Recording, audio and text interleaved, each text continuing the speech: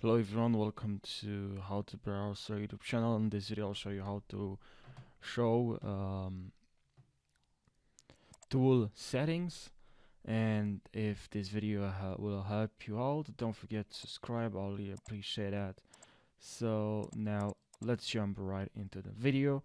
So what you have to do is to right click on this right between object mode and general, like this icon right here, and then you can enable from here show tool settings.